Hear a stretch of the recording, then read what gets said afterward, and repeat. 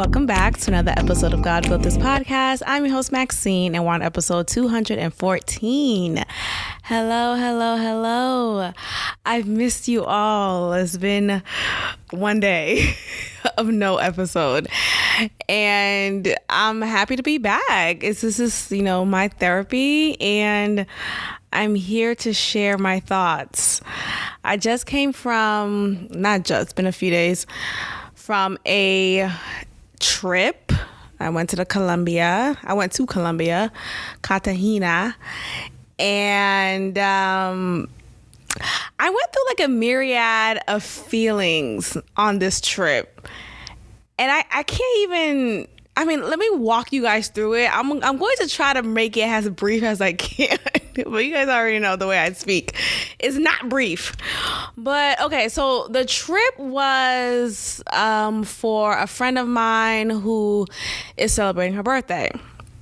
And it also was celebration. It wasn't also, but like the timing also just worked out because her boyfriend proposed to her. And so now we have fiancés on the agenda. Anyway, so prior to the trip actually happening, there was a spreadsheet. And on the spreadsheet, you'll see who are the people attending, their flight information, including mine, right? So you input that information and you see in live time when people make their deposits to whatever task, whatever activity, etc. And so I remember looking at the spreadsheet and looking at the list of people invited. And some of the names I'm not familiar with because these are like her friends. Some of them I am cool with, and I'm cool with. But this is her group of friends, and I'm one of them. And so some of these people I am either not familiar with or just haven't met yet. And so some of them. A few of them I've already met, and we met a couple times and hung out a few times, etc. Anyway, so the few who I am not familiar with, I took time to Instagram them and see, okay, who's this person? Yeah. And so from my Instagram search, I noticed the first few names were of folks who were either married to each other or there's another couple who I already knew was a married couple or is a married couple, and another group of, two other people who I figured were married because they have the same last name, and two other people who I didn't realize they were together or whatever. They weren't married anyway, but so come to find out, the few uncoupled people on the trip, let me also define that too, because it's not just couple in the sense of romance, right? It's not just coupled, oh, this is my boyfriend, this is my girlfriend, this is my fiance, this is my husband, etc. No, it's also people who are going on this trip with their plus one, whether that's a friend or a family member with them on this trip. And everyone basically had a plus one. Now, again, granted, just two people on the trip didn't have a plus one per se. One male, one female. Those are the only two people on the trip who did not come with a plus one. Okay, so quote unquote singles, but not singles. I don't know their personal romantic business like that, but single in the sense they came on this trip single, without their plus one. So that's me included. So we have just two other people who was on the same agenda of coming on. Not agenda, but they didn't have this plan of having their plus one with them. But in my head, I'm thinking when the fuck did this turn into a couples trip?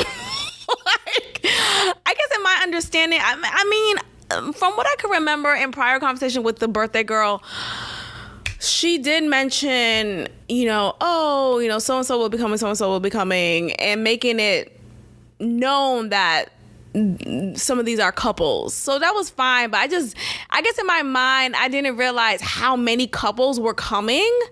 Like, oh my gosh. And look, I know that I come on here or I just go about my days and activities and tasks in my life pretty much alone. Like, I do what I care to do alone. Not to say that I don't want to do it with someone, whether friends, coworkers or whomever, but for the most part, yeah, I do activities alone because I just feel like it's just easier that way. I don't have to follow someone else's schedule or agenda or, you're not interested in this. Oh, but I don't have to deal with that. And sometimes I'm just very impulsive. And so unless I have someone who's just as impulsive as me and ready to just be on the move and always down, then that's cool. But I just don't even like to feel like I'm bothering. So I don't know. The way my mind works when it comes to stuff like that, I just feel like it's just easier to just go ahead and do this alone. There's this activity that I'm interested in doing. I remember driving along some street here in downtown in Houston, and the name of this store sounded interesting. I'm like, oh, that's interesting. So whenever I'm intrigued about something in the moment, I have to just put it in my phone because I will forget in a moment. So I'm like, okay, let me just go ahead, even though I'm driving, let me just go ahead and write this down so I will remember to check it out once I'm free. So when I was free, finally, after writing it down on my phone while driving, I don't recommend, but all is well, thank God. Anyways, I looked it up, and it was this artsy fartsy store in which you can take painting classes, handwriting classes. Like if you want to learn how to just know how to write in a particular signature or a particular font, the class will teach you how to do so. There's different art classes involved at this store. And so the website was very inviting and very engaging. I'm like, oh my gosh, this looks so cool and interesting. And this is something that I would definitely do. And I'm thinking I'll just go ahead and sign up and just go to this class by myself. I'm just going to do it. I haven't done it yet because I just found out about it right before my trip. So eventually I'll do it in the coming weeks. But in my mind, I'm thinking I'll just go ahead and do it. And it's not I don't immediately, my mind doesn't immediately go to, oh, I could do this with my friend, right? I could hit up one of my homegirls, or I could hit up one of my cool coworkers and we'll do this together. In my mind, I just do it. I just do it, Anyway, so I say all that to say, as much as I do enjoy my own company, it does feel, what's the word? Como se dice? Weird, right? I do feel a little uncomfortable and uneasy when I'm the only quote unquote single in the company of 6 fucking couples. 6 couples. And it's not even on some hater ass shit though. It's not on oh man, fuck that. I can't wait till they break up. I promise you that's not my mindset. It's just the fact that why the fuck am I here? I just think I'm in the presence of 1 couple, 2 couple, 3 couple, 4 fucking couples, and I'm over here eating my salad. There was a funny point at the trip or during the trip when one of the other uncoupled, I'm going to specifically say uncoupled people there, one of 3, so the female one, she kept on asking these romance questions, or love story questions, asking some of the couples oh, when was your first kiss? Could you describe the first date you had with so-and-so? And just going, and I'm just sitting here trying to look like I'm engaged, but really I'm just I don't give a fuck. I know. Something must be wrong. Maybe I'm not the normal female, the normal woman, because some of the things that some women get so excited about, I just don't have that same care in the world, especially about you. You know, like, especially, like, I genuinely don't care about when you and your boyfriend had your first date and the first, no, I don't care. Like, I don't care to go back in time and ask you questions about that. Now, if you feel free to share with me, sure. Or like, say if we've been friends during that moment in time when you went on that date with your now husband or your now boyfriend, and you experienced all these emotions, and I was your friend during that time, and you confided in me and you was vulnerable with me and shared with me, okay, cool, that's different, right? But like, if I had no direct relation to you and the first date you had with your boyfriend, I'm not asking you anything. Like, and this other girl, she kept on asking, like, oh, what was your first, how was the first kiss? Who made the first move? And did you just know? And it was just all these, like, in my mind, I'm thinking these are all such juvenile questions. Like, I felt annoyed in the moment. I'm like, ugh, what the fuck are we talking about? Like, I don't care. Can we talk about politics? Can we talk about MAGA, Trump, and how he's coming back? Can we talk about that? Fuck. Even I don't really see it for Trump anymore. I don't think he's gonna win. I think his reign, his relevance is dwindling and has dwindled. So I don't think it's gonna go far this time. But anyway, the point is, I don't know. It was a little annoying. So yeah, the first night of the trip, the first full day and night of the trip, I literally was the only uncoupled person on the trip. And granted, I do have to give them props because it's not like they were like just having makeout sessions in front of me. Like, it wasn't some like 7th grade truth or dare situation. I'm the only girl who didn't have someone to kiss. It just was still, I think it was just a principle for me. Like, oh, okay, I guess I'm just gonna be the uncoupled person at this dinner table. And that just made me feel kind of like, okay. Like, it just kind of made me feel like a charity case in a way, because there was a comment one of the couples said to me. She said, oh, Maxine, imagine, we don't really know each other like that. We've seen each other here and there. I don't really talk to her like that. We're not friends per se. We're not enemies, but we're not friends. She doesn't really know my dating life, my personal, any business of mine, really. So she doesn't know what's going on with me and who I'm dating. So she is under the impression that I'm single and that I am not in a relationship with anybody. So that's her impression, right? So then she tells me at the table, she's like, oh, Maxine, apparently, so there's this other friend who happened to be in Colombia at the same time with another group of people, and they're at a different house, and that friend, so at that house, apparently there are some single men. And so she was telling me, she was like, oh, Maxine, there are some single guys in the other house. I think it'll be, whether you're interested or not, I think it'll just be good to have like other single energy with, so you won't feel like, I guess, like a loser. She didn't say loser, but like just to have other single energy. And I'm just thinking like, okay, like, what? Like, what do you say to that? Oh, thank you for letting me know. It just, it just felt like this like charity case of a piece of mind that she's trying to relay unto me. Hey, girl, I got you. We got this other house. And I'm just like totally not interested. It just, I don't know. Like, I just feel like also sometimes this is arrogance. That's what I want to get at. And there's no shots at her. Maybe it is. But like, this is arrogance that couples have, or couples who are in the presence of uncoupled people. And they feel like it's like within their right, or it's cool for them to suggest a potential romantic interest for that uncoupled person in their presence.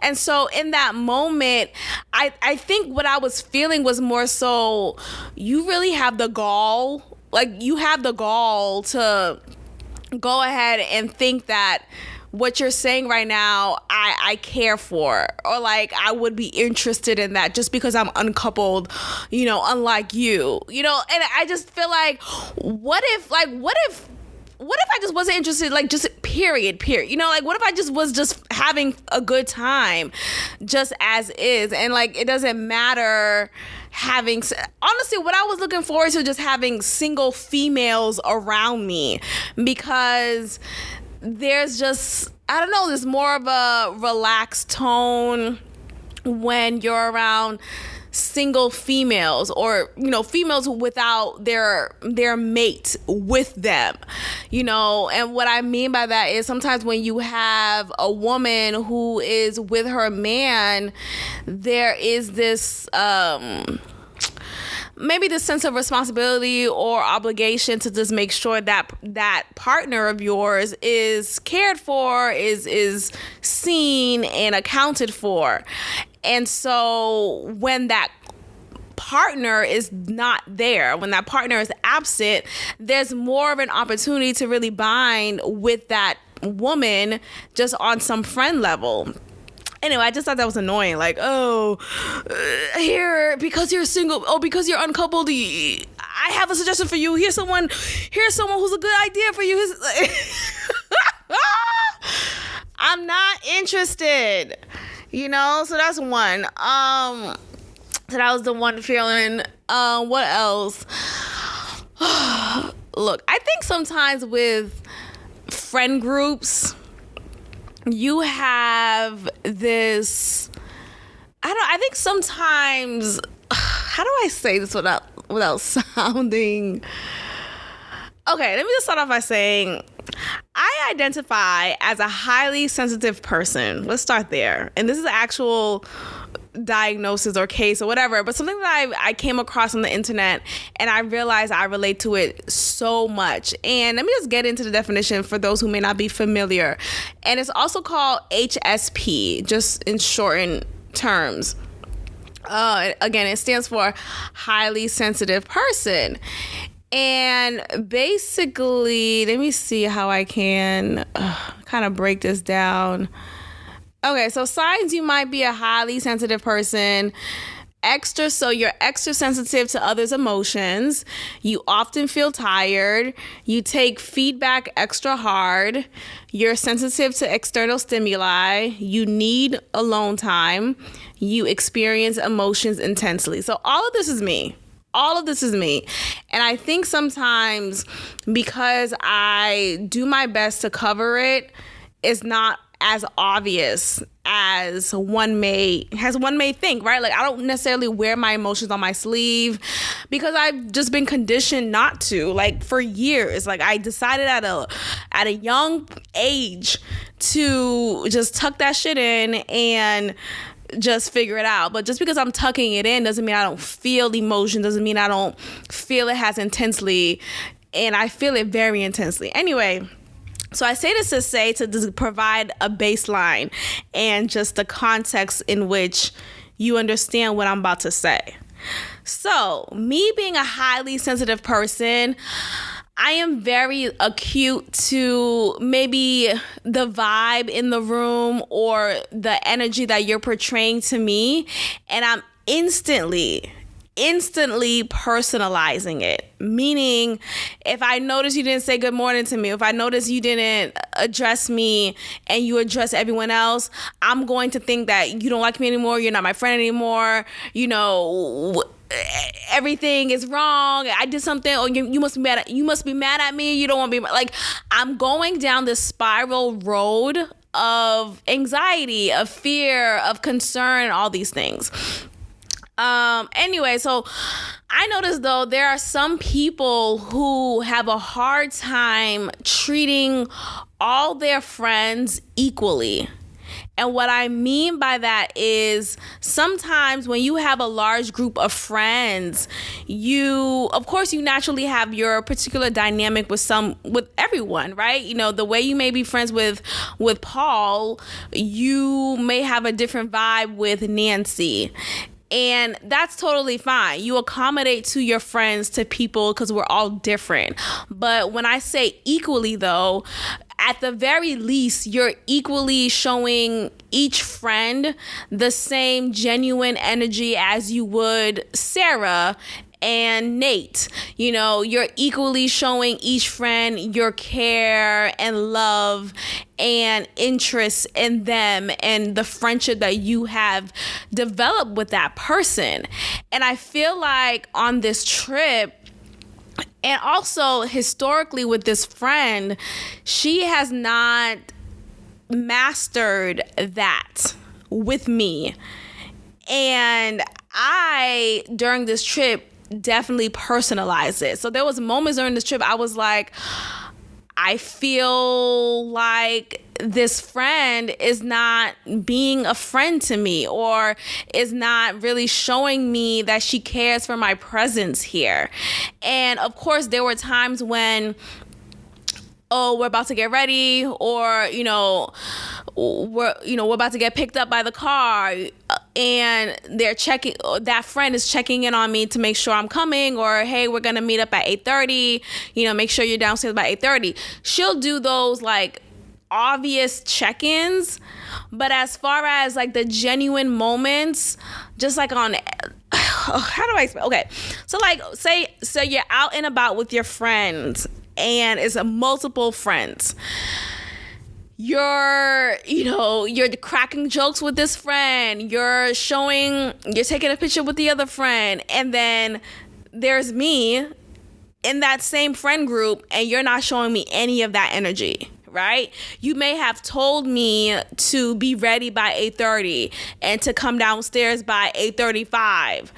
But as far as us enjoying the activity and the task, or, the adventure that we're on, the way that you're treating me or not treating me in comparison to other friends in that same group is totally different. And that's what I don't like about like friend groups sometimes, or large friend groups, because sometimes you get just funny energy from that friend.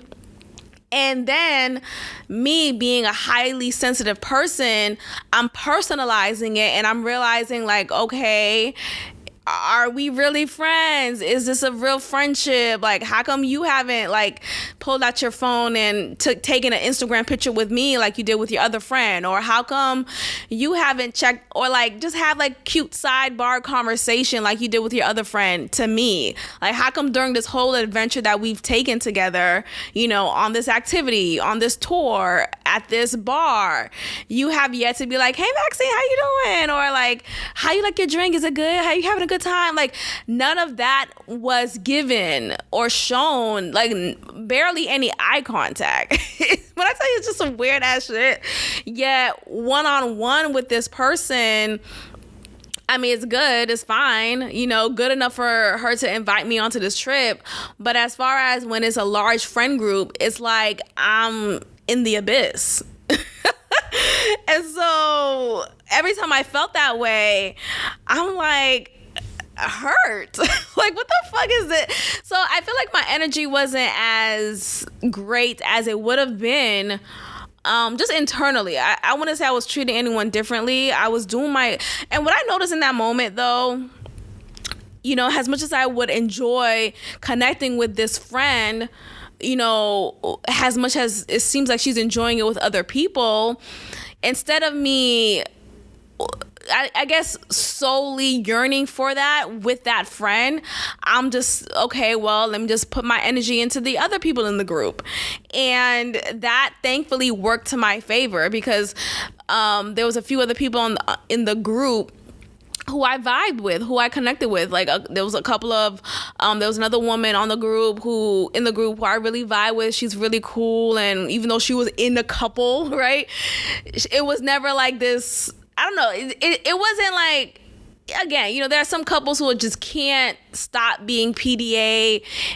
She wasn't like that with her couple, and that was cool, and I appreciate that. She was still like a girl's girl, and like we got along well. So thankfully our energies, just match, and a few of the other girls too. So that was cool, but it just kind of sucked when I noticed, or when I observed my friend, the sole reason why I'm on this trip, acting like my presence in a sense doesn't really matter. Like, aside from the obligatory check-ins. And again, what I mean by that is the, hey Maxine, we're getting ready, make sure you're downstairs by 8:30 type. Aside from those, I felt like she could have cared less about me. I'm dead ass. And I think about historically with our friendship, this is a pattern. And there was one time when I went out with her, this was like a couple of years ago, and I felt so uncomfortable because I noticed her giving more energy towards the other groups of friends in the group that we were with. And I'm over here stuck talking to this guy who was the boyfriend of one of the girls. And I'm over here talking to this nigga just on some like, hey, how's your drink? Just like making light conversation. And I wouldn't have needed to do that had my friend, the glue here, invited me into the group conversation that she was having with the other groups, with the other girls.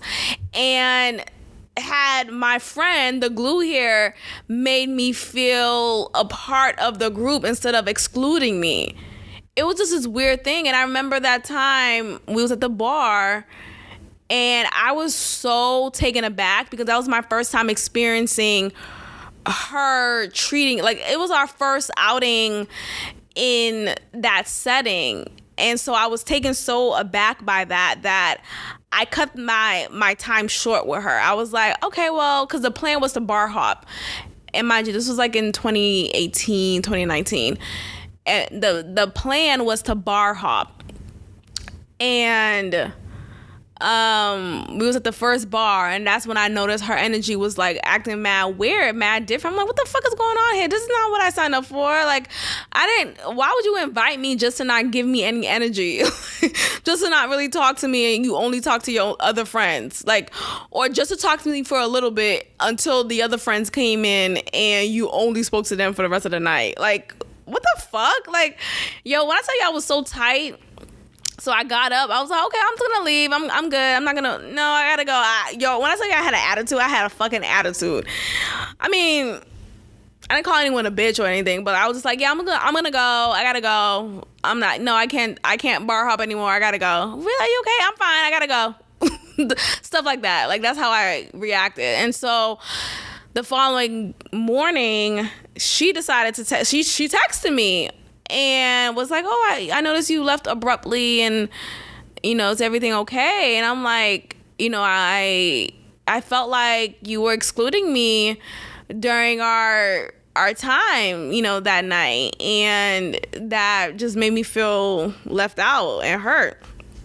And so she apologized, and that was that. But I didn't know how to read that moment, because I remember in that moment, like, when the fact that she reached out to me first, and the fact that I guess her text message, the way that she worded everything made me feel like, okay, it seemed like she cared. It seemed like, maybe she just didn't realize. Maybe she got so caught up. And she also explained how she was catching up with those girls. They haven't seen each other in a while, and she was trying to explain herself. Basically, she just got caught up in conversation, just didn't realize that she wasn't including me. And me wanting to see the good in people, I accepted that. I was like, okay, well, you know what? Let me just be understanding. I appreciate that she reached out to me first. That means she noticed, she cared enough to even reach out. So that's good, right? That's good. Like, in my head, I'm justifying it. And, that could have all very well been true. But I also look at it like, that's no excuse though. Like, so what? Right? Like, so what? You haven't seen those 3 other girls in a long time and you wanted to catch up with them. I was still there. What? Hello? Is the mic on? I was still fucking there. No, but dead ass though, I was still there, and yet you could have still found a way to. When I tell you, I remember the conversation that I overheard a conversation that she had with them at the bar when I was sitting on her left, and she was talking to the girls on the right, and only talking to them. She was talking about some renovation that she had in her house, and she was showing them pictures and everything, like really diving into it. I'm sitting right next to you, dog. Like, you could have turned around, like, oh, Maxine, I was just telling them about the new tiles I got for my floors. Like, she could have invited me into that conversation. Regardless of you trying to catch up with those girls, you could have still find ways to invite me in. Like, what? So, and again, at that time, I'm taking it as, maybe she just got verklempt. Or I just don't want to. I don't like to beef with. I really don't. Like, if you're going to give me an apology, if you're going to explain yourself to me, I'm going to take it, and I'm going to just like let it be sincere and move on, and in hopes that this won't happen again. But yeah, it's happened again, right? Like this recent trip confirmed this behavior of hers, repeated behavior of hers. And also prior to that, I remember we went on a trip to Chicago years ago. This was like right before the pandemic, like legit right before it hit, right before. And like when I had locks and everything, right before my cousin Joanna passed. So this is like a couple of months before. And we went to Chicago. And apparently she has like connection. She has family in Chicago as well. So she is like, we all put money down to an Airbnb in Chicago. But she was never at the house. She never stayed at the house that we put money in, that we all paid for, including her. She never stayed. I don't think she ever stepped foot in that house because she was moving and grooving everywhere, going about every little thing, and like she never showed up at the house. So you paid for nothing basically. And also, she just was doing the same thing. Really, like, she was all about the other people at the trip, or like, child, I don't know. I hope I'm explaining this well. And I also feel like, I think sometimes with being a highly sensitive person, there's this perception that, oh, you're overthinking, right? You're being dramatic, or it's not that deep. And I just find that to be so dismissive because, yes, I do understand how sometimes you can make a mountain out of a molehill, right? You can make something bigger than it actually is, but I also feel like, but it is though, right? Like it the fuck is. Like, you have treated me differently, like, right? Like, you're not treating me as equally as you are the other groups of girls, It is different. Like, I'm not making this up. I'm not gaslighting myself here. It's not a lie. It's not something that I just created in my mind. I'm living it out in reality. No, you are acting different. Like, that's it. Like, just admit that. And I don't know. So yeah, so me being highly sensitive is just who I am. Like, I'm just like how you're black, you're white, you're Hispanic. Like, that's just who you are. And I think this trait of mine, I have to not look at it as a negative and just realize like my boundaries and what I can handle, what I can't handle. And I also have to recognize that, look, this is just how this friend is. Like, and I guess it's fucked up, right? And maybe, because, okay, you may think, oh, well, have a conversation with her. I'm the type of person, like, I'm not going to keep on saying the same thing. Like, I'm not gonna, like, we've already had this conversation. Yes, it was years ago at this point, about this very same thing, but I'm not going to keep on repeating myself, because what I'm realizing that this is just you just don't care to make sure your friends, all of your friends, feel good in their interaction and in their dynamic with you at any setting. Like, that's just who you are. That has nothing to do with me. And that's what I'm now realizing, that I can't, even though, yes, I'm an HSP, I can't personalize every interaction and every dynamic in any setting with a friend, because it's not something that I did wrong, right? I'm not deserving of a friend acting funny style towards me. I'm not deserving of feeling I don't belong. No, that has nothing to do with me. Instead, it has everything to do with you and how poorly you recognize the emotional intelligence that's needed in your friendships. You know, so I have to do one of two things, or one of three things, which is what I went on a brief walk this morning, even though I was supposed to go to this Thanksgiving parade, but apparently the parades here in Houston don't last as long as a parade normally does last. Like, what the fuck? Anyway, there was this Thanksgiving parade that I saw on my Instagram. I'm like, oh, well, since I live in downtown, I could just easily just like step outside and boom, a parade. But I stepped outside an hour after it was scheduled to start, just to find out that it just ended. Like, it was over.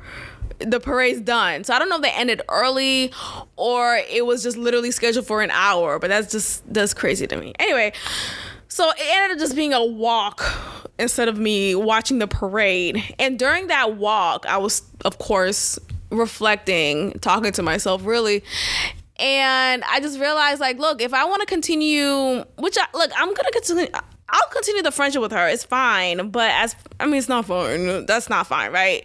It's not fine. Like, it's not fine to feel like I have to like toughen up whenever I'm around this friend and her other friends are with us. Like, that's not fine. It's not, I'm telling myself it's not fine. But what I'm saying is, in future moments when I will be with that friend and some of her friends are with us, I either could do one of three things.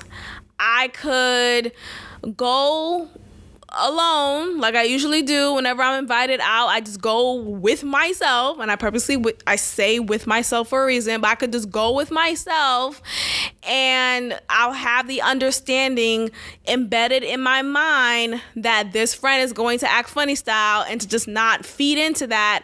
And instead of me yearning for her to act the way I would like for her to act towards me in our friendship, I could just feed into the energy from the other people in our outing. You know, I could get to know the other friends there. I could, just create a nice engagement and bond with them in that moment.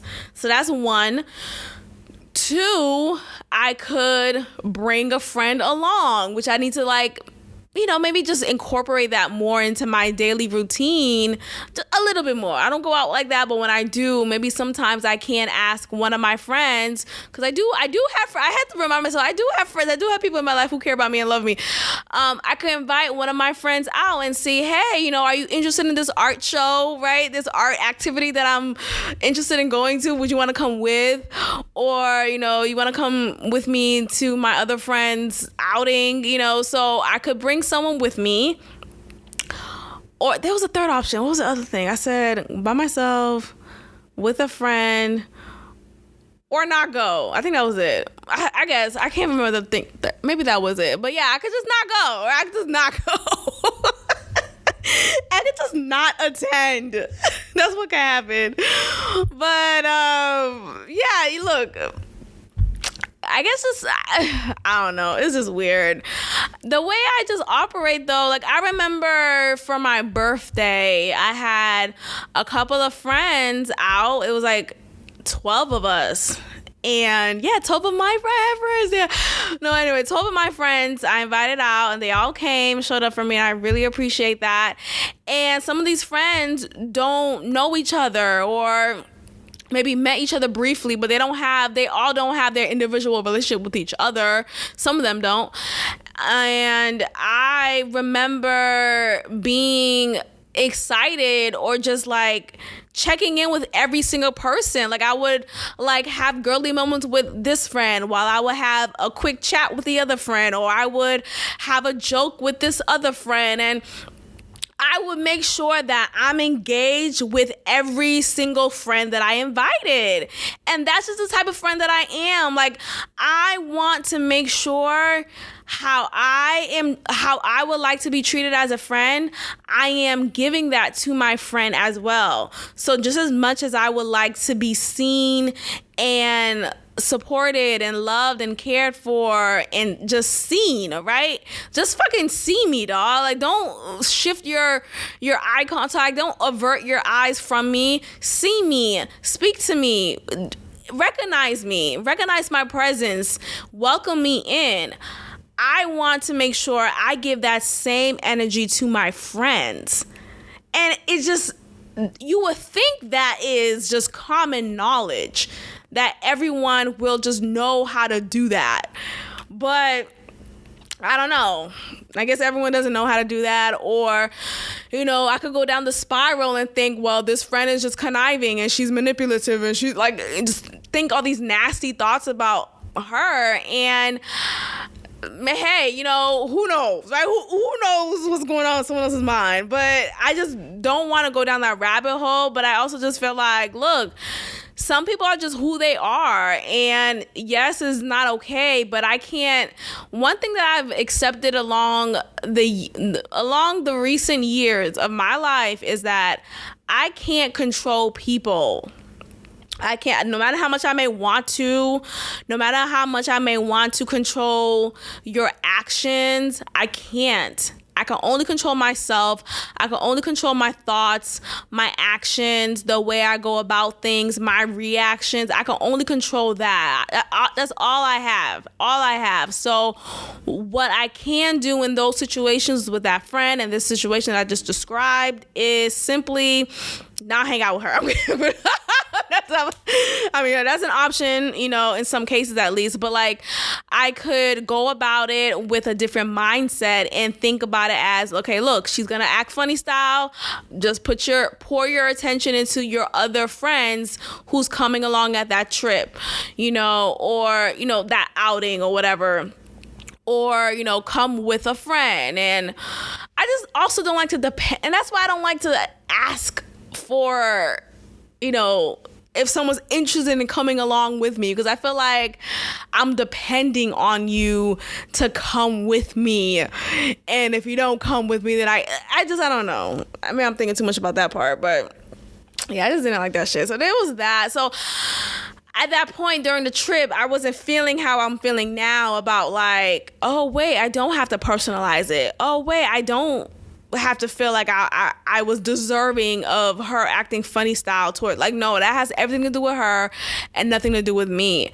So yeah, during the trip I was definitely feeling emotional, and it just was weird. Like, some moments I was just feeling like so just like in my head about things and feeling just like, what the fuck am I here for? All these things. And I was doing my best to just have a good time. And I did have a good time as much as I could, but I guess I was thinking so much about why she was acting weird. Like, what the fuck?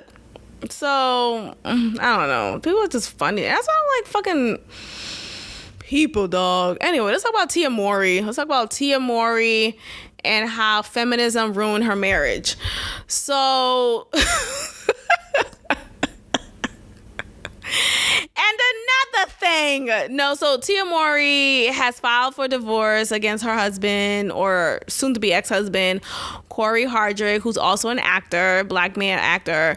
She's the twin who's married to, or was married to, a black man, while Tamara's married to a white man. Just to like signify.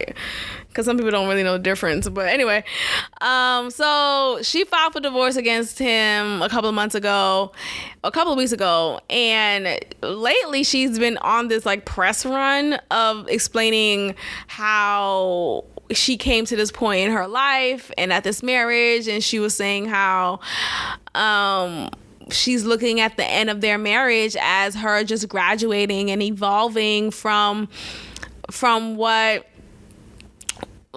the marriage is. Like, she literally used the word graduate. Like, I graduated from this marriage and, you know, I'm evolving and he's just not a part of that evolution anymore. And she just said her reason is she has evolved and was ready to move on from her marriage. Yo, I can't make it up. I guess it was the wording to me, because it just sounded very like, girl, what? She was evolving and she moved on from her marriage. And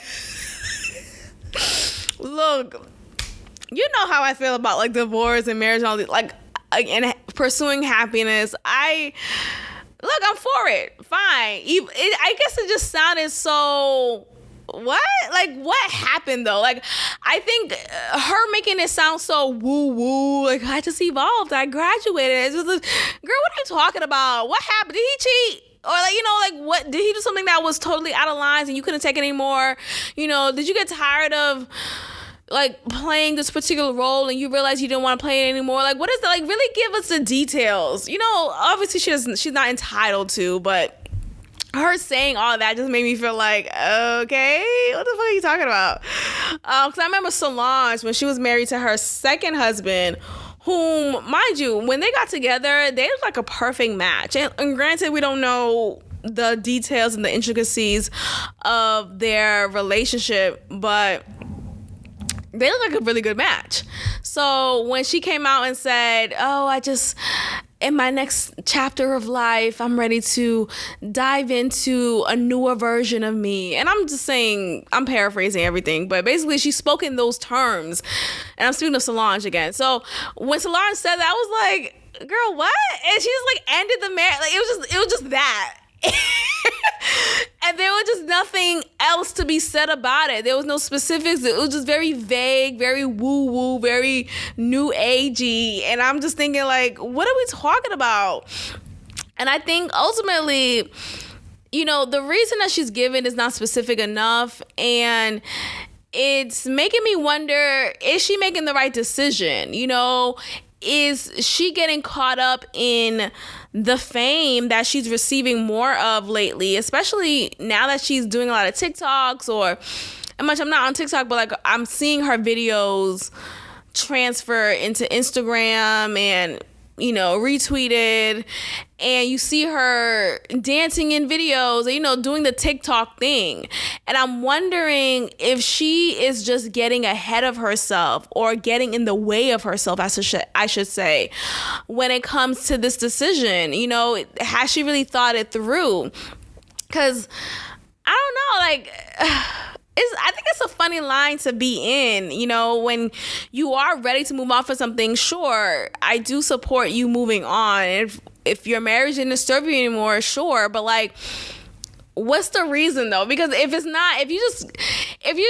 just like on your feminist high horse and you're saying, oh, I am too good of a woman, I don't know, like, if you're just getting so verklempt in this feminist movement, it really is the downfall of marriages, of the traditional family, of the home, of your role as a woman, of your identity. All the, like, it's really, feminism is to blame. And I just think ultimately Tia Mowry comes off very much of that movement, very much of, I'm a woman, hear me roar, you know, I'm going to do whatever I need to do to be empowered as a woman. And like, sometimes with feminism, it's very selfish. And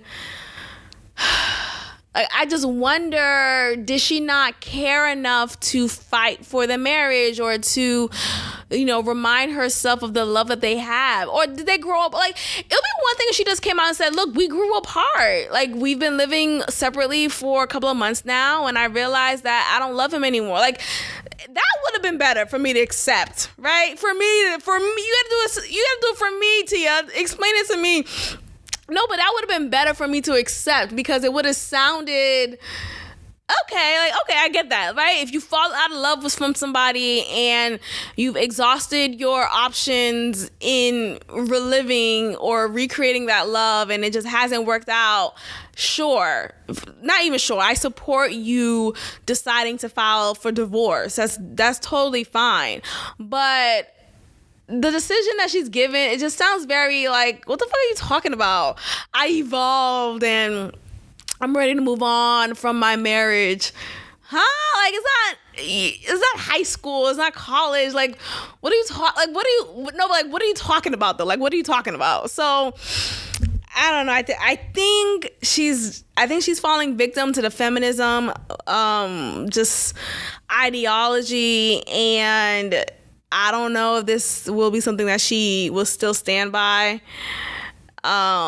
in the coming months. So we'll see how it goes. Okay, let's talk about this Black woman who I came across on my timeline. It's actually a tragic story. I'm not gonna let's just talk about it. So mind you, apparently this situation took place in 2019. And it's a woman, a young mother, probably in her early 20s. And I believe she's Haitian as well, because I saw it on a Haitian blogger's page. Anyway, so this young mother and her daughter, who's like 4 years old, she decided to walk her daughter and herself to the train tracks while the train was running, and purposely killed herself and her child. And just saying that out loud is just so disturbing. But she decided to do that, and it was a clear case of deciding to commit suicide. Like, it wasn't no suspicious activity or, something strange happened. No. From what I've gathered in the news is she was experiencing a lot of financial turmoil. She was the sole provider for her child and herself. And she had an open court case in regards to all unpaid bills that she had to explain herself for in the court of law. Like, it got that bad that she had to go to court to explain why, or create a plan as to how she can pay all of her unpaid bills. And soon after that court case or that court hearing, she decided to take her life as well as her child's life at the same time. And I think about just money in general, right? And how not having it could really do something to your mental health. Like, not having the money that you just need to survive, to get by, it really makes you feel like, what the fuck is the point, right? Like, it does make you feel suicidal. And I think it has a lot to do with the worth that we attach to money, which is horrible. And I think sometimes when we get so caught up with like how much we getting paid, or how much you got paid, or how much was that, or how much was this, we attach our self-worth to that. Like, your worth isn't aligned with your salary. Your worth isn't aligned with your income. But unfortunately, the way that society paints it out and the way that our surroundings paint it out, it seems as if our worth is attached to it. Yet, what I do want to talk about, though, is this pass, I would say, is given to this mother for deciding to take her life and her child's life. It seems like from the comments that I've been reading, people are not only it's one thing to understand, right? Or to understand feeling so overwhelmed with the stressors of life that you feel so tied up and your thoughts become not of your own, but of the devil's, and making you think that suicide is the best option. Because I really think that's the work of the devil. That's not of God. That's not of your own self. Is the work of the devil. So I'm standing with that. But so I understand how one could allow themselves to think that far.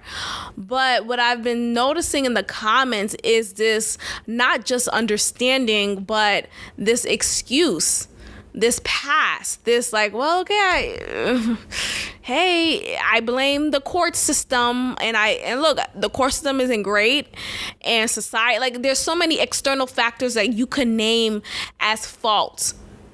But ultimately, what I think is fucked up is you deciding to make that decision for your child, and you thinking that was the best decision for your child. It's one thing to kill yourself and the selfishness that is, right? It is selfish to do that. But it's another thing to make that decision for someone else, regardless of that. If that someone else is your offspring and you feel like, well, I'm their caregiver, I'm their mother, I have the right to do whatever I want to that child because I am the child's mother, it's not right, it's not okay. So as much as I may sympathize with the fight and the battle and the frustration with life that one feels because of, financial instability, I don't honor and respect the decision that she made on behalf of her child. Like, it's already one thing to kill your own self, but you got to kill me too? Like, what the fuck are we talking about here? Like, I remember coming across this other case in which you have this power couple who were married to each other, and the wife, I guess she found out that, I don't know, no, both of them were deciding to divorce each other. They were actually amicable during the end of their marriage. And they were on one accord, like, okay, look, here's how we're going to do this. We're going to divide our assets accordingly. And when I say power couple, they had assets together. They were pretty successful together. They had businesses together. And their marriage just wasn't working out anymore. So they both of them, it wasn't like he cheated, and there was no reports that he cheated, nothing that showed violation to each other.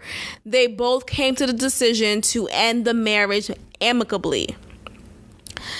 And one day, the wife just spazzed out and not only killed him, but killed herself right after. And that was that, right? Like, she deadass just decided to make that decision, and I don't know what led for her to do that. I don't know if she found out something that was so damaging for her to recover from that she just decided to go ahead and make that decision. I don't know if I don't know, but in my mind I'm thinking, like, why did you why do you think that's okay?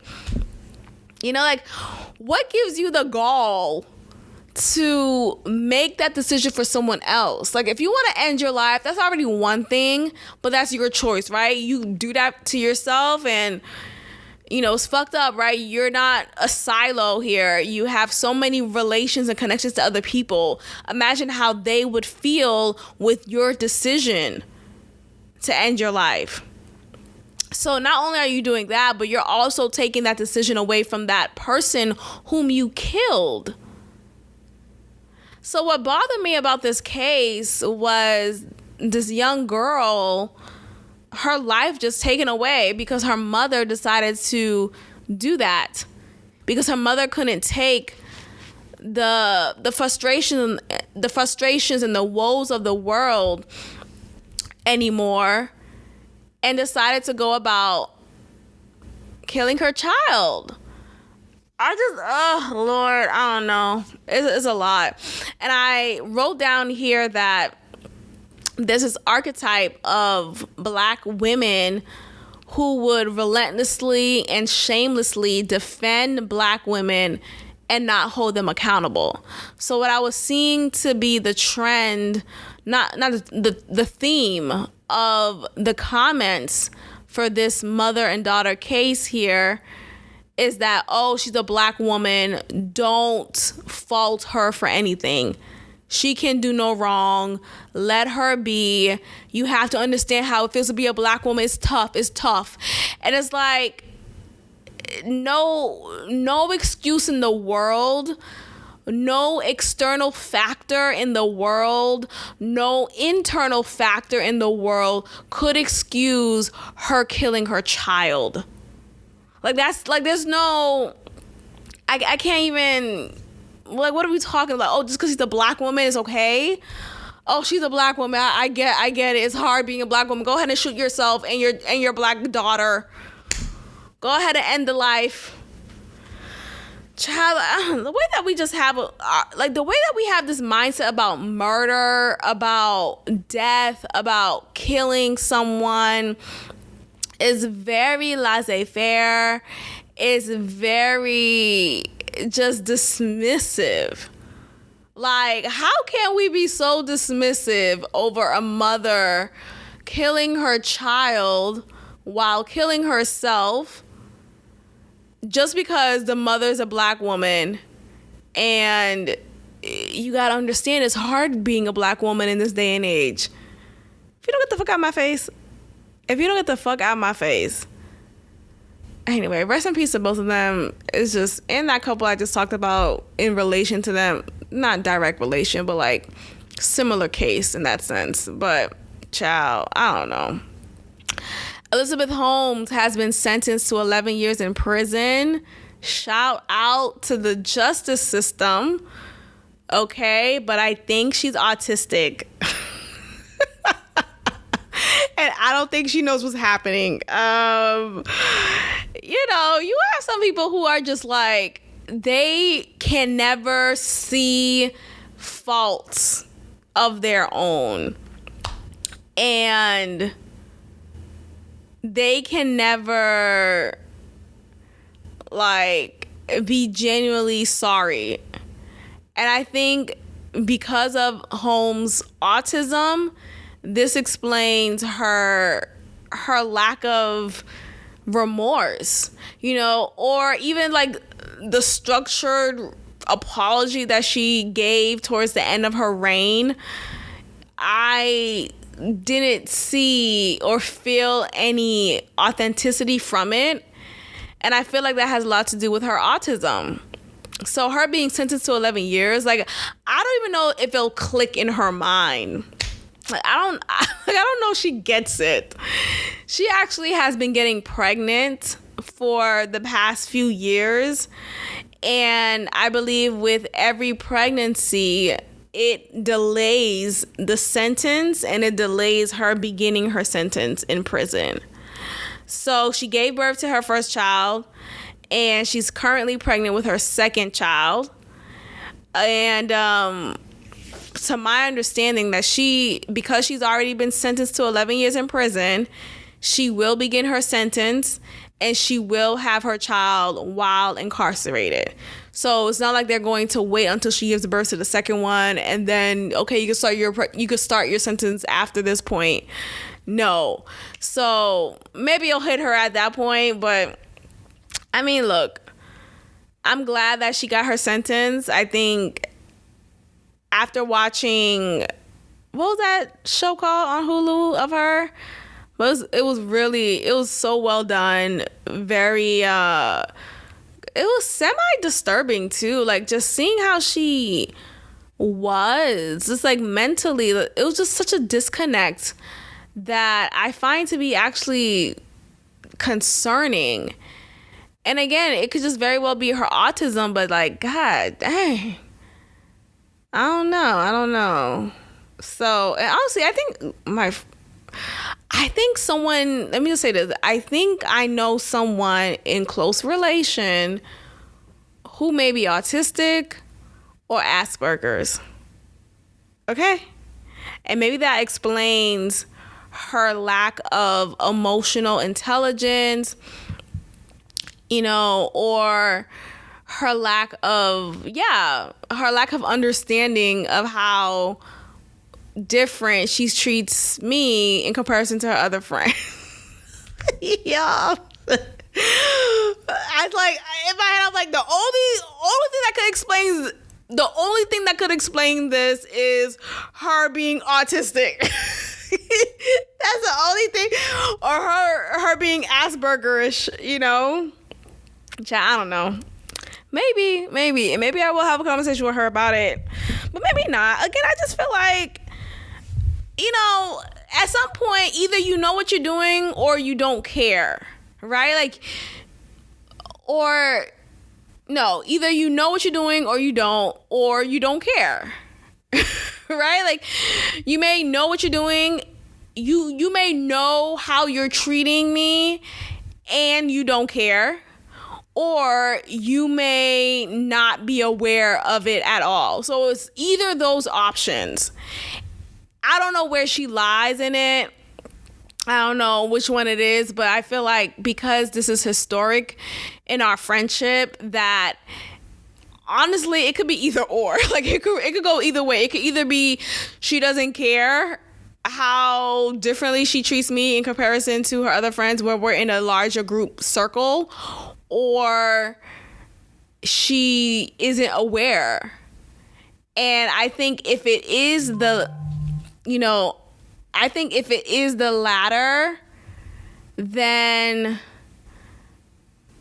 she may be Asperger's. She may be Asperger's. So I just feel like ultimately, I don't know, she may have some mental health issues going on. I don't know. So I'll go to sleep. So, I just think it's just so weird sometimes. I think sometimes, I've said this before and I'll say it again.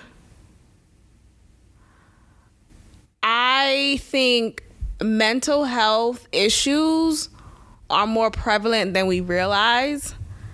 I think there are people in close relations who may suffer from mental health issues more than we've ever that's undiagnosed, right? Like they never had the opportunity to have been intervened with said undiagnosis, right? Like, so I think, unfortunately, maybe it's unfortunate, I don't know, but I don't know. There are some people who are autistic.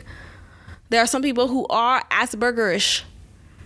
And I mean Asperger's. I just say Aspergerish because tendencies. You may have some Asperger's tendencies. Let's look into that real quick. Hold on. I remember 2018. I was on. It was my first couple of months here in Houston. As a newly Houstonian, and I was on. I was on these dating apps. So I matched with a couple of niggas, of course. Anyway, one of the guys I matched with, we went on a date. And I swear to God, this nigga had Asperger's. I swear to God. I'm basing it off of students that I've taught previously, years ago. And of course, being a teacher, you're aware of different accommodations that said student needs, and you're aware of the conditions that they may have. So I've come across many students who are ADHD, many students who have autism, many students who have Asperger's. And from what I remember of how that student with Asperger's behaved is the same way that this nigga I went on a date with behaved. And I was like, oh, okay. And I remember he told me how, what did he say? He told me how he is a veteran.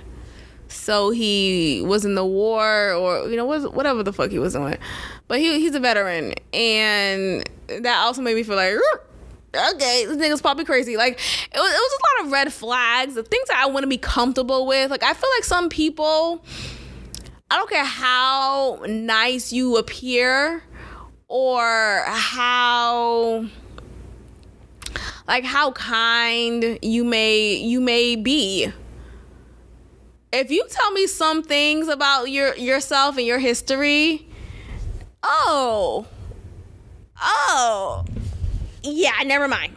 Like, not ever will you see me alone with you at night on your bed. Like, it's not ever going to be something like I just can't do that. So him telling me that he was in the war, and like that was only it. That was the only thing that made it enough for me. I was like, yeah, we're never sleeping together. Why, Maxine? Because I know how good my pussy is. No, but the point is, I'm serious. Like, I know that, like, some guys, they go crazy, right? Like, they get so just crazy. Let me just say that. Just fucking crazy. And, if my analysis is accurate, right? Him being Asperger's, him having trauma from the military, and you had some of this pussy, like, I probably would have been dead, after, maybe me not picking up his phone call at a timely manner. Like, he probably would have reacted and had a flashback to being in Afghanistan and taking out his gun. Child, I'm being dead ass. I'm not being dramatic right now. No, I'm just being, like, you have to be mindful of some things like that. Some people are just like, yeah, I'm not going to go down that road with you. So I'm trying to find, okay, the exact cause of Asperger's is poorly understood. So no one really knows how it started. It could be underlying genetics, shit like that. Hold on, let me see. Symptoms. Yeah, okay. So symptoms of Asperger's. Okay. Repetitive motor patterns, difficulty in assessing others. Okay, that's what it is, what I'm thinking about. Difficulty in assessing others' feelings and reading other people. Exaggerated facial expressions and gesture usage. Aggressive behavior. Poor muscle coordination, depressive mood, having problems understanding humor, inability to perceive gestures, lack of social awareness, being sensitive to noise, touch, or odor or taste. Now, okay, I don't think she has all these things, but okay, let's look at autism. Autism. But no, I remember I talked about it with y'all about that guy. What I call him? Child, I don't remember. And he used to let me not talk about it anymore. But anyway, I remember talking about it around that time. So if you're an OG listener, you know which episode and you remember my recollection of that date. And it was 2 dates I went on with that guy. I was like, yeah, I can't do this. I gotta go. Bye. Okay, autism. Some signs of or characteristics of autism. What the fudge? This is giving me baby stuff. Hold on. Oh, right, because, autism is a spectrum. Okay, so at the very least, she may be autistic. But, okay, it says social communication challenges, restricted repetitive behaviors. What else? What is it? Spoken gestures, eye contact, facial expressions. I don't know. Basically, social being awkward, not being able to read the room, not being able to really being socially aware, right? So like if you're treating one friend differently than the other friend and you do it repetitively, either you are being aware of that and you're just being a fucking dick, right? Or you're not, and you're not aware of it, and it's hard for you to understand. Like maybe it's a little autistic. It's hard for you to understand, so you just go about doing what you've been doing, but you're not aware how your actions may be hurtful. Anyway, I'm quick to diagnose people. All right, you guys, I'm going to go ahead and end the episode here. Thank you so much for listening. I hope you all had a great Thanksgiving. Real quick before I go, I think Thanksgiving and any holiday since 2020 is just going to be difficult for me, maybe just moving forward. Since the loss of my cousin Joanna, whom I was very close, I don't know. I just have a hard time with holidays now. Since 2020, since she passed. And no, she didn't die because of COVID. It's not one of those. It's just some underlying stuff that she had that just got the best of her. And I do want to blame COVID, though, because I feel like there's this, at that time, of course, it was during the height of COVID. And, of course, people were all feeling verklempt, to say the least, feeling overwhelmed and panicked. Understandably so, but I remember from what her sister, my cousin, told me that night when she passed, when the ambulance picked her up, they barely touched her. They were so afraid of catching whatever she got because they immediately assumed that she had COVID. And because of that fear and that negligence, I think that really caused her death. I think maybe she could have been saved or maybe not. I don't know. Maybe it was her time. But I just feel like because of the hysteria that COVID brought, especially during that time, I think that expedited her death. So anyway, Joanna was the house you went to during every holiday, every Sunday after church, or just any time. Like, you always hung out at her house. And she's not here. She's not here anymore. And it sucks. Like, I know it's been 2 years and I don't want to wallow, or like, I also just feel like I hate even feeling that way too, because I think about, like, so what? Like, so what? It's been 2 years or 10 years or 5 years. Like, a loved one is gone. Like, she can never come back. At least not in the form of what she was anymore, at the very least. But, like, she's fucking gone. So if you're still sad about that, that's totally normal and it's totally fine. I just, there's some people I can't really talk to about this with, because the way some people deal with grief is they just don't deal with it. They just don't ever, it's like that person never existed. They don't talk about that person anymore. And I just find that insulting, because she did, right? Like, she very much did. She wasn't a distant relative in my life. No, we were very close. She was a kindred spirit to me. We connected on so many levels, and, it's just very hard. I think about her often, and sometimes I feel like she speaks to me or lets me know that everything's gonna be okay in different pockets of moments. So, like, different songs that we would yell our hearts to, I know, oh, that's Joanna. Joanna's just talking to me right now. Joanna's telling me it's all good. Calm down. Like, I already know what she's saying in those moments whenever I'm reminded of her. Just like very coincidentally. It'll be certain songs that'll play, or certain hymns, not hymns, but like certain melodies that will play in my mind, and I'm reminded, that's Joanna. Joanna's talking to me right now.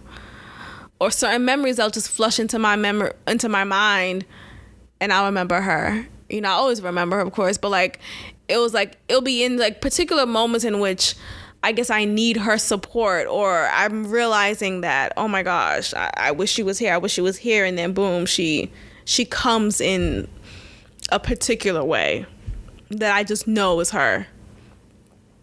So that brings me peace. That brings me joy for sure. But you know, it's still hard. You know, it's hard. So I think about, because literally every holiday we always, ever since I was younger, you know, ever since we were all younger, every holiday was with her. We always went to her house. She was the matriarch of the cousins, and it's just been hard. Like every holiday I just try to like, oh, okay, I'm good. And it's even hard for me to go home. Like, I haven't been desiring to go back home as often as I did prior to her passing. Like, the last time I was home was last Christmas. And prior to that, like prior to her death, I will be home pretty often. Like, I remember going home even on long weekends. Nowadays, I'm like, long weekend? No, I'm staying my ass here in Houston. Like, what do you mean I'm going to go home and I just spent like $600 on a flight just to be there for 3 days, 2 nights, you know, 3 days, 2 nights, you know? But ever since her passing, I don't want to go home. I don't want to go. I don't want to go to a place that's no longer with her there. A place that she was there all the time. Like, I don't want to go back. And I'm trying to get out of that mindset, because I think it's messed up for me to think that way, because, you know, I have other members of my family, right? Like, I have surviving members of my family who love and care for me and want to see me and will ask me, oh, when are you coming home? You know, when am I going to see you? You know, so I try to think about it like that, but I just miss her so much. And so it's just hard knowing that, oh crap, I'm going home and she's not there. So yeah, and that's, you know, her being my kindred spirit, she was like the only person who really understood me, I felt like, or we just connected on a different level, yo. Like, I feel like I only have like a pocket full of people who gets me, you know? So having lost her is just, it's just unbelievable. Still. So yes, I do hope everyone had a great Thanksgiving. I did my best to have a good one, and I did a good job. I didn't wallow in low vibrational feelings. I busied myself, and I think with me, I need to do that. Like, there's a verse in the Bible. I think it's a verse in the Bible, but I've heard it a lot in church. Basically, like, idle time is the devil's playground. Idle time is the devil's playground. You know, and what that means is whenever you're bored, don't be. Basically, like, don't be bored. Find something to busy yourself with. You know, whether that's a new hobby, a new show to get into, a binge watch, you know, a podcast to listen to. Even with podcasting, like, I'm doing something at the same time. Like, you know, start cooking, you know, work out, take a walk in the park, but don't let yourself wallow in idle time, because what happens in idle time typically you know, you have thoughts that come in that are not of your own. You have thoughts that come in that are not of your own, that are really the devil's, you know, the devil's thoughts, or the devil's, you know, desires for you, right? It's ultimately to kill and destroy, to steal the joy, to steal the happiness, to steal the peace from your life, to kill any opportunities for that, because now your thoughts are low vibrational. Now your thoughts are just depressing. It's to ultimately kill you. Also, ultimately to make you feel like life is not worth living. So idle time is really the devil's playground. So I encourage everyone to find something to do. Find something to do. Like, don't just let yourself be bored. Find some joy that you can curate consistently in your life. And, I know some days are hard, especially if you're still grieving the loss. And I don't want to say still grieving. I think you always grieve, right? You always miss whomever you lost. But, some days are just more difficult than others. So in those days, busy yourself a little bit more. But yeah, I had a good Thanksgiving. I had a good Thanksgiving. I cooked for myself, watched TV. My uncle invited me to his son, so my cousin's Thanksgiving dinner. And cool, thank you for the invite, but that cousin of mine didn't invite me. So no, I'm not gonna just show up at his house on some, hey, uncle invited me. And maybe I'm thinking too deeply into it, but I just feel like, man, fuck that side of my family.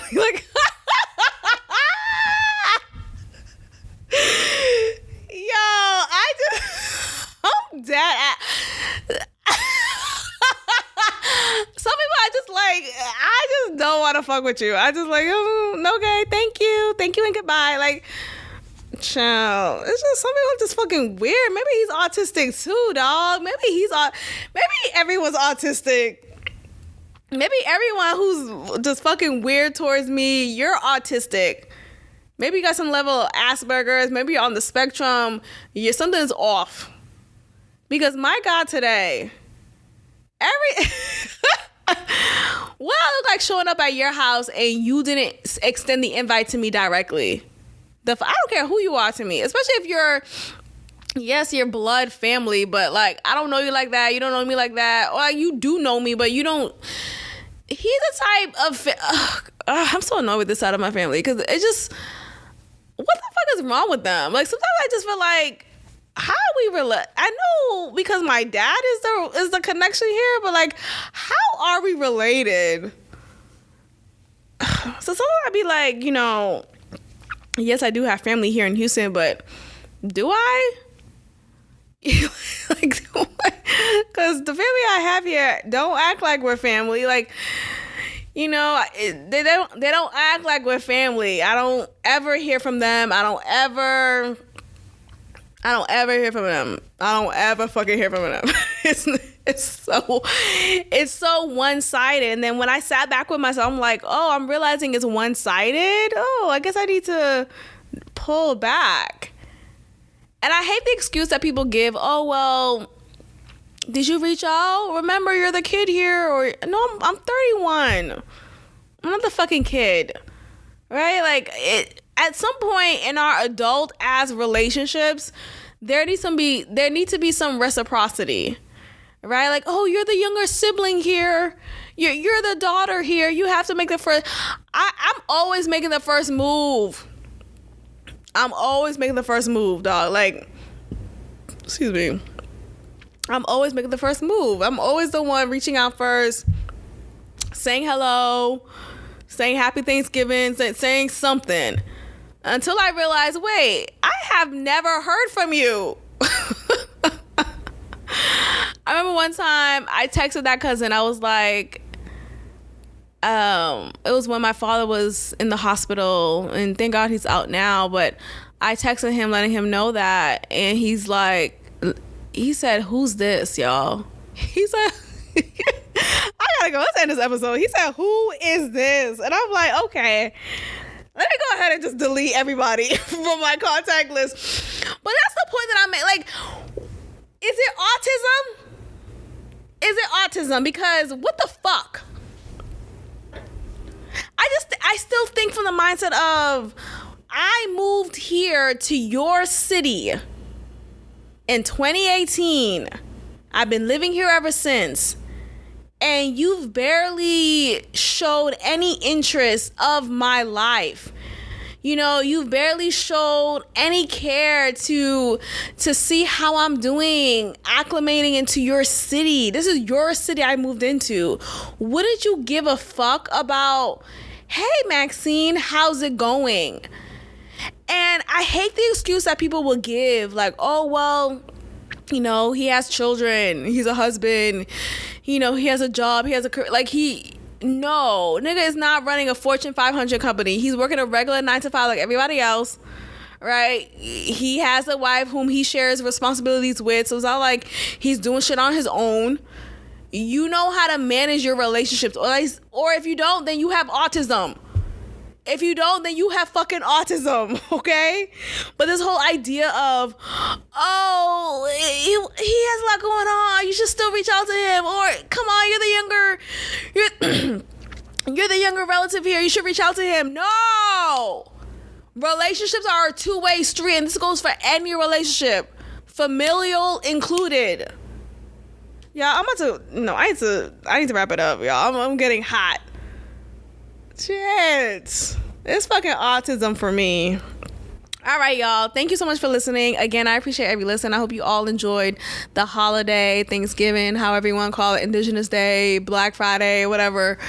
I hope you had a good time with whomever you shared it with. If you shared it with yourself, that's even great. That's still great. Okay? Don't feel bad about that. Like, it's okay. It's just a day, right? It's just a fucking day. As I cut myself, right? It's just a fucking day. All right, you guys, goodbye and good night. Have a good one, and I will speak with you guys next time. Peace. Thank you for tuning in to another episode of God Built This Podcast with your host, Maxine. If you liked it, leave a review, share, and subscribe. God bless.